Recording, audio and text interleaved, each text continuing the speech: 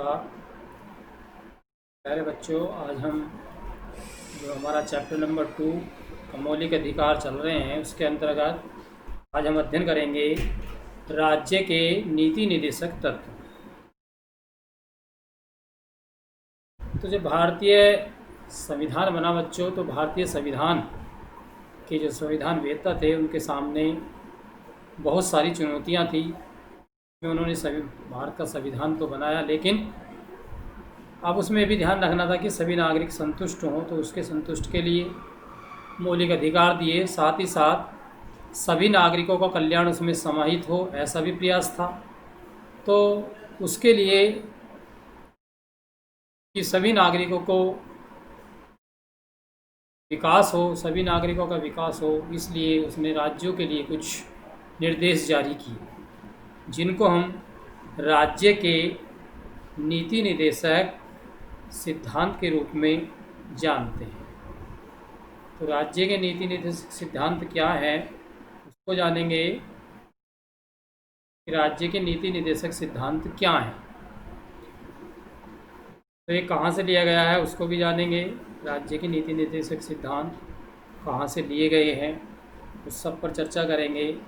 तो हमें ये भी पता होना चाहिए कि राज्य के नीति निर्देशक सिद्धांत जो है बच्चों, वो कहाँ से ग्रहण किए गए हैं, कहाँ से लिए गए हैं, तो जानेंगे। पढ़ते हुए स्टार्ट करेंगे। संविधान निर्माताओं को पता था कि स्वतंत्र भारत को अनेक चुनौतियों का सामना करना पड़ेगा। इसमें सभी नागरिकों में समानता लाना एवं सबका कल्याण करना सबसे बड़ी चुनौती थी। तो जैसे अभी हमने जिक्र किया, जो संविधान वेत्ताओं ने संविधान बनाया, उसमें उनके सामने अनेक समस्याएं थी। उसमें सबसे महत्वपूर्ण था कि सबका कल्याण कैसे हो। तो इन समस्याओं को हल करने के लिए उसने कुछ नीतियां राज्यों के लिए जारी की, जिनको राज्य अपने नागरिकों के विकास के लिए जारी करेगा या लागू करेगा। तो ऐसे जो निर्देश थे उनको नीति निर्देशक सिद्धांत कहा जाता है। वैसे बच्चों, ये बाध्यकारी नहीं है, राज्य के ऊपर निर्भर करता है कि वह उनको माने या न माने, लेकिन ज़्यादातर सरकार यही चाहती है कि उसके नागरिकों का कल्याण हो, इसलिए वह क्या करता है, अपने राज्य में नीति निर्देशक तत्वों को लागू करता है। नीति निर्देशक तत्वों का समावेश संविधान के भाग 4 अनुच्छेद 36 से 51 में किया गया है। संविधान में निर्देशक तत्वों का समावेश तो किया गया है, परंतु उन्हें न्यायालय के माध्यम से लागू करवाने की व्यवस्था नहीं की गई है। इसका मतलब यह है कि यदि सरकार किसी निर्देश को लागू नहीं करती है तो हम न्यायालय की शरण में नहीं जा सकते। अर्थात नीति निर्देशक तत्व अनुच्छेद 36 से 51 में समाहित तो किए गए हैं। भाग 4 के अंतर्गत जो हमारे मूल अधिकार हैं, उसी के तहत उन अधिकारों को भी राज्यों को निर्देश जारी किया है, लेकिन राज्य उनको माने ना माने ये राज्य पर निर्भर करता है। यदि वो नहीं मानती है तो हम न्यायालय के शरण में भी नहीं जा सकते। इसका मतलब है कि सरकार निर्देश को लागू नहीं करती है तो न्यायालय की शरण में जाकर मांग नहीं कर सकते, या उन्हें न्यायालय बच्चों लागू कराने का आदेश नहीं दे सकता। अतः कहा जा सकता है कि नीति निर्देशक तत्व वाद योग्य नहीं है। इसका अर्थ यह है कि संविधान का एक भाग इसे न्यायपालिका द्वारा लागू नहीं कराया जा सकता। एम शीतलवाड़ ने भी कहा है, राज्य नीति के इन मूलभूत सिद्धांतों को वैधानिक प्रभाव प्राप्त न होते हुए भी उनके द्वारा न्यायालयों के लिए उपयोगी प्रकाश स्तंभ का कार्य किया है। हालांकि न्यायालय के शरण में बेशक ना जा सकते हों, लेकिन ये ऐसे निर्देश हैं किसी भी सरकार के लिए जो उसके विकास के लिए, राज्य के विकास के लिए बहुत आवश्यक है। संविधान निर्माताओं का मानना था कि इन निर्देशों के पीछे कोई नैतिक शक्ति है, वह सरकार को मजबूर करेगी और सरकार नीति निर्देशक तत्वों को गंभीरता से ले। अर्थात ये ऐसे तत्व हैं जिनको कोई भी राज्य और वहाँ की सरकार उसको अनदेखा नहीं कर सकती। अब जानेंगे डॉक्टर अम्बेडकर ने क्या कहा उनमें। संविधान निर्माताओं के उद्देश्य नहीं था कि आर्थिक लोकतंत्र के आदर्श की स्थापना के लिए संविधान में एक ठोस कार्यक्रम का उल्लेख किया जाए, बल्कि उनकी इच्छा थी कि प्रत्येक सरकार आर्थिक लोकतंत्र की स्थापना कर सके। तो उसका उद्देश्य ये था कि एक लोकतंत्रात्मक शासन की स्थापना हो। अब ये क्या है विस्तार से जानेंगे। अनुच्छेद 37 कहता है कि निर्देशक तत्व देश के मूलाधार हैं और निश्चय ही विधि बनाने में सिद्धांतों को लागू करना राज्य का कर्तव्य होगा। नीति निर्देशक तत्वों की सूची की प्रमुख बातें निम्नलिखित हैं। नंबर 1, वे लक्ष्य एवं उद्देश्य जो समाज के रूप में स्वीकार करने चाहिए। नंबर 2 कहा गया है वे अधिकार जो नागरिकों को मौलिक अधिकारों के अतिरिक्त मिलने चाहिए। नंबर 3, वे नीतियाँ जिन्हें सरकार स्वीकार करना चाहिए। तो नीति निर्देशक तत्वों और सिद्धांतों को लागू करने का उद्देश्य है सर्वांगीण विकास, अर्थात राज्य में रह रहे नागरिकों का सर्वांगीण विकास करना नीति निर्देशक तत्वों का प्रमुख कर्तव्य है, प्रमुख कार्य है। अब ये क्या है बच्चों, नीति निर्देशक तत्व संविधान निर्माताओं को भारत की कल्पना का एहसास कराते हैं। समय समय पर सरकार ने कुछ नीति निर्देशक तत्वों को लागू करने का प्रयास किया, जिसमें महत्वपूर्ण बच्चों जमींदारी उन्मूलन प्रथा को समाप्त कर दिया गया, बैंकों का राष्ट्रीयकरण किया गया है, फैक्ट्री अधिनियम बनाया गया है, न्यूनतम मजदूरी लागू किया गया है, लघु एवं कुटीर उद्योगों को बढ़ावा दिया गया है, SC ST OBC के उत्थान के लिए सरकार ने अलग से प्रयास किए हैं, अर्थात उनके लिए आरक्षण की व्यवस्था की गई है। तो नीति निर्देशक तत्व जो हैं उनको लागू करने के प्रयास में शिक्षा का अधिकार, देश में पंचायती राज व्यवस्था, रोजगार की गारंटी, काम का सीमित अधिकार, स्कूली बच्चों को दोपहर के भोजन की व्यवस्था करना इत्यादि सभी ये उस राज्य सरकार का कर्तव्य है। इसके साथ साथ अपने आचरण हेतु कुछ नीति निर्देशक तत्वों की भांति कुछ सिद्धांत भी अपनाए गए हैं, जिनको हमें यानी कि प्रत्येक नागरिक को अपने जीवन में अमल में लाना चाहिए। वो सिद्धांत जो हैं वर्ष 1976 में 42वें संविधान संशोधन द्वारा जोड़े गए हैं, जिनको हम नागरिकों के मौलिक कर्तव्य के रूप में जानते हैं। तो बच्चों हमारे अधिकार तभी सुरक्षित हैं जब प्रत्येक व्यक्ति अपने मौलिक कर्तव्यों का भी पालन करेगा। तो अनुच्छेद 52 के तहत 11 वर्तमान में जो है हमारे मूल कर्तव्य 11 हो गए हैं, उससे पहले 10 थे। क्या क्या है? नंबर 1, संविधान का पालन करना करेंगे। प्रत्येक नागरिक का दायित्व है कि संविधान का पालन करे, उनकी संस्थाओं राष्ट्रध्वज और राष्ट्रगान का आदर और सम्मान करे, उनकी अवहेलना कोई भी व्यक्ति नहीं कर सकता। यदि उनका कोई अपमान करता है राष्ट्रध्वज का तो उसको सजा का भी प्रावधान है बच्चों। दूसरा, स्वतंत्रता के हमारे जो आदर्श हैं उन्हें प्रेरित करने वाले आदर्शों को अपने मन में रखें, हृदय में संजो कर रखें। अपनी संस्कृति जो हमारी है उसको अपने हृदय में संजो कर रखें। तीसरा है देश की संप्रभुता को, एकता को, अखंडता को अक्षुण्ण रखें, अर्थात देश की एकता और उसकी अखंडता को बनाए रखना हमारा दायित्व है। आगे है देश की रक्षा करें और आह्वान किए जाने पर राष्ट्र की सेवा करें। तो हमारा प्रत्येक नागरिक का दायित्व है बच्चों कि यदि हमें देश को हमारी आवश्यकता है, सेना में भर्ती होने के लिए हमें कहा जाता है, तो हमें सेना में भर्ती भी होना पड़ेगा, होना चाहिए, हमारा कर्तव्य है। या सेना में भर्ती ना हो उसके बावजूद भी हमें देश की आवश्यकता है, तो देश के लिए हमें हमेशा तत्पर रहना चाहिए। आगे है भारत के सभी लोगों में समरसता और समान भावना का निर्माण करें, अर्थात हम चाहे किसी भी धर्म जाति के मानने वाले हों, किसी क्षेत्र में रहते हों, हमें आपस में मिलकर रहना चाहिए। आगे है धर्म, भाषा और प्रदेश या वर्ग के आधार पर कोई भेदभाव नहीं करना चाहिए। आगे है हमारी सामरिक संस्कृति की गौरवपूर्ण परंपरा का महत्व समझें और उसका परीक्षण करें। हमारी जो प्राचीन परंपरा रही है उसको विदेशी भी अपना रहे हैं बच्चों, तो उसको हमें हमेशा अक्षुण्ण रखना है। आगे है तो हमारा जो प्राकृतिक पर्यावरण है जिसके अंतर्गत झील, वन, जीव जंतु आदि आते हैं, उनकी संवर्धन करें, उनकी रक्षा करें। आगे वैज्ञानिक दृष्टिकोण, मानववाद और ज्ञानार्जन और उसकी सुधार की भावना का विकास करें।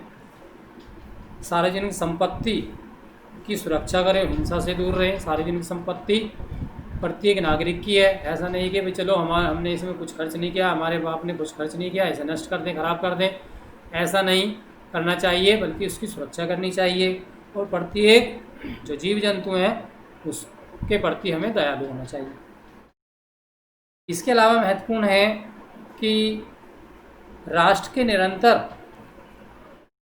आगे बढ़ाने हेतु कि राष्ट्र हमारा प्रगति कैसे करे, उसके लिए हमें प्रयत्नशील रहना चाहिए।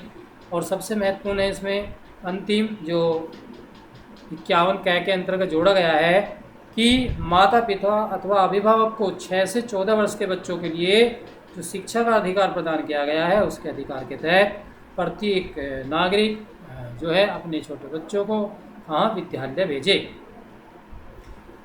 इसके बाद आगे हम आएंगे, नीति निर्देशक तत्वों को विस्तार से थोड़ा जानेंगे। ऊपर दिया है कुछ कि एक कानूनी लड़ाई के तहत हमें मौलिक नीति निर्देशक तत्वों को लागू करने के लिए प्रयास किया गया, लेकिन ऐसा नहीं है कि नीति निर्देशक तत्व जो हैं बच्चों वो क्या है, वो राज्य पर निर्भर करते हैं उनको लागू करना न करना, अर्थात उसकी इच्छा पर निर्भर है, लेकिन ज़्यादातर वह उसको करता है।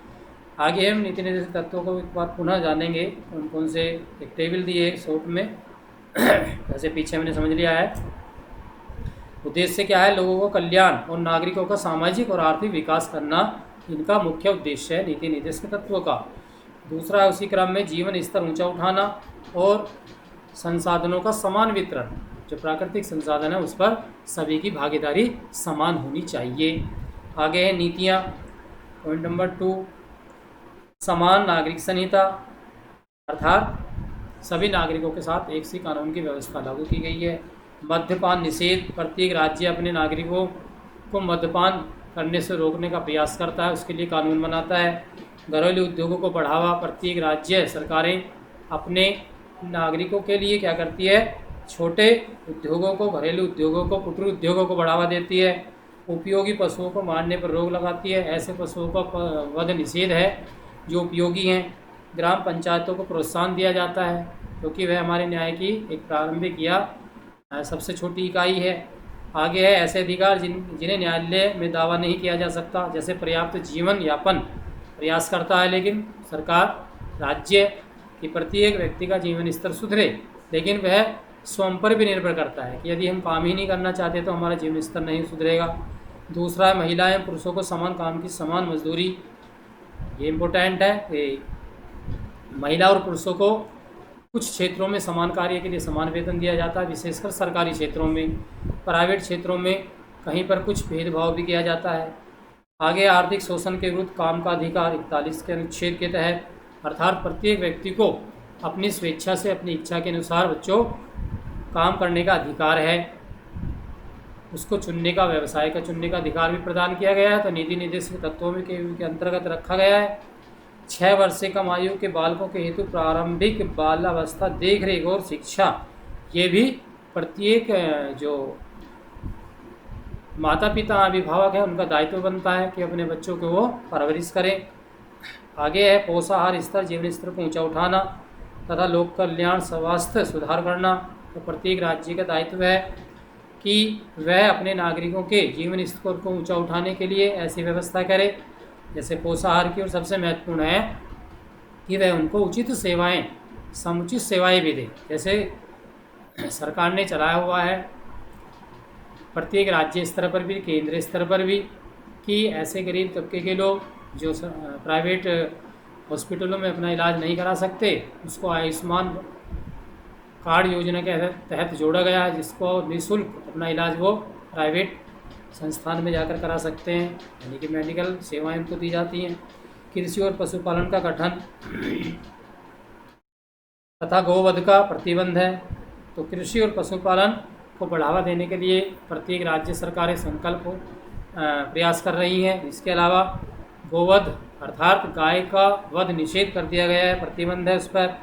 राष्ट्रीय स्मारकों का संरक्षण, जो राष्ट्रीय स्मारक हैं जो हमारी प्राचीन ऐतिहासिक धरोहर हैं, जैसे लाल किला है, जैसे आगरे का ताजमहल है, उनका संरक्षण करना भी प्रत्येक राज्य का दायित्व है। कार्यपालिका से न्यायपालिका का पृथक्करण होना आदि आदि कुछ ऐसे नीति निर्देशक तत्वों के अंतर्गत आते हैं। इसके बाद है बच्चों इसी में एक अधिकार था हमारा मूल अधिकार, संपत्ति का अधिकार। बच्चों वो मूल संविधान में लिया गया था, लेकिन बाद में उसको वर्ष 1978 के द्वारा समाप्त कर दिया गया है। 1978 में 44वें संविधान संशोधन द्वारा उसको समाप्त कर दिया गया है। इसमें क्या किया गया है, मूल संविधान के अनुच्छेद 19(1) के जो 7 स्वतंत्रताएं दी गई थी, जैसे हमने बताया अभी, किंतु उनमें से एक थी संपत्ति के अर्जन, धारण और व्यापन का अधिकार 44वें संविधान संशोधन अधिनियम 1978 के द्वारा समाप्त कर दिया गया है। जैसे अभी हमने आपको जिक्र किया, बताया, मौलिक अधिकारों और नीति निर्देशक तत्वों के मध्य संबंधों पर उठे विवादों के पीछे एक महत्वपूर्ण कारण था मूल संविधान में संपत्ति अर्जन, स्वामित्व तथा संरक्षण का मौलिक अधिकार दिया गया था। परंतु संविधान में स्पष्ट कहा गया था कि सरकार लोक कल्याण के लिए संपत्ति का अधिग्रहण कर सकती है।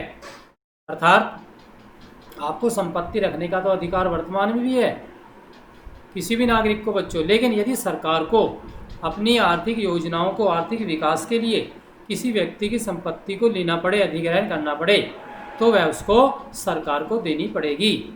जैसे मेट्रो ट्रेन से संबंधित ज़मीन जा रही है, या मेरठ विकास प्राधिकरण ने बहुत सारे किसानों की भूमि को एक्वायर किया है, यानी कि लिया है। जैसे हवाई अड्डे में बहुत सारे लोगों की ज़मीन गई है, तो आप उससे इनकार नहीं कर सकते, क्योंकि गवर्नमेंट जो है उसको विकास के लिए ले रही है। इसलिए आपकी संपत्ति को जो सरकार है अधिग्रहण कर सकती है, लेकिन उसके बदले में आपको क्या है, उसका मुआवजा भी सरकार देती है। तो इसलिए क्या है कि इस अधिकार को मूल अधिकार की श्रेणी से बच्चों हटा दिया गया है, और संविधान के अनुच्छेद 300 क लिखा है, जहाँ पर आप ध्यान से देखेंगे 300 क के अंतर्गत संपत्ति के अधिकार को भी कानूनी अधिकार बना दिया गया है। आगे है लास्ट में बिल्कुल, उच्चतम न्यायालय के 24वें संविधान 1971 द्वारा उन पूर्ववर्ती निर्णयों को पलट दिया गया जिसमें संसद की शक्ति को स्वीकार किया गया था। वह संविधान में मूल अधिकारों के भाग 3 सहित अनुच्छेद 368 के अनुसार संशोधन कर सकती है। इस निर्णय के परिणाम स्वरूप संसद को संविधान के भाग 3 में दिए गए मूल अधिकारों में ऐसा कोई संशोधन करने का अधिकार नहीं रह गया इसके द्वारा मूल अधिकारों में कमी आती हो या उसका हरण होता हो। तो इस प्रकार जो है, जो मूल अधिकार हैं वो किसी भी नागरिक के उनको छीना नहीं जा सकता बच्चों। तो महत्वपूर्ण कुछ बातें बाद में दी गई हैं बच्चों पाठ के सारांश में, इसको आप स्वयं पढ़ लेंगे, क्योंकि इसके संबंध में मैंने सारा आपको इस चैप्टर में विस्तार से समझा दिया है। और मैं आशा करता हूँ कि आपको ये जो चैप्टर है अच्छे से समझ में आ गया होगा, क्योंकि बड़ा ही महत्वपूर्ण चैप्टर था।